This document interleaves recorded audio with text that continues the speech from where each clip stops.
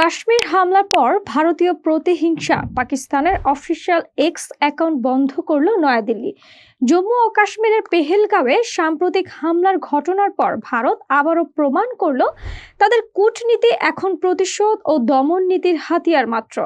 ঘটনাটি ঘটা মাত্রই কোনো প্রমাণ ছাড়াই পাকিস্তানের দিকে আঙুল তোলে নয়াদিল্লি। এর জেরে এবার তারা এক অদ্ভুত ও দমনমূলক সিদ্ধান্ত নিয়েছে। ভারতের পাকিস্তান সরকারের অফিসিয়াল এক্স অ্যাকাউন্ট বন্ধ করে দিয়েছে ভারত সরকার। এই সিদ্ধান্ত আসে এমন এক সময়ে যখন ভারত নিজের পক্ষ থেকে সিন্ধু জল চুক্তি স্থগিত করে এবং পাকিস্তানি জ্যেষ্ঠ কূটনীতিকদের বহিষ্কার করার মতো চরমপন্থী পথে হাঁটেন। 23 এপ্রিল প্রধানমন্ত্রী নরেন্দ্র মোদীর নেতৃত্ব সিসিএস বৈঠকে নেওয়া হয় এসব আগ্রাসী সিদ্ধান্ত। এক পেশে সিদ্ধান্তের তালিকায় যা আছে, পাকিস্তানের কূটনৈতিক মিশনের গ্রেড কমিয়ে দেওয়া হচ্ছে। উভয় দেশের হাই কমিশনে কর্মীর সংখ্যা 55 থেকে কমিয়ে 30 করা হবে। নয়াদিল্লি থেকে পাকিস্তানের সব প্রতিরক্ষা, নৌ ও বিমান বাহিনীর উপদেষ্টাদের তাড়িয়ে দেওয়া হয়েছে।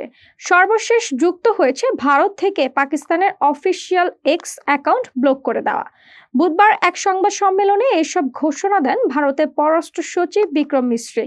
বিশ্লেষকরা বলছেন, এটি শুধুই একটি হামলার প্রতিক্রিয়া নয়, বরং কাশ্মীর ইস্যুতে পাকিস্তানের অবস্থানকে স্তব্ধ করতে ভারতের সুপরিকল্পিত একটি প্রচেষ্টা। বিশ্ব সম্প্রদায়ের চোখে নিজেদের আক্রমণকারী নয়, বরং আক্রান্ত দেখানোর ভারতীয় চেষ্টার অংশ এই কূটনৈতিক আগ্রাসন।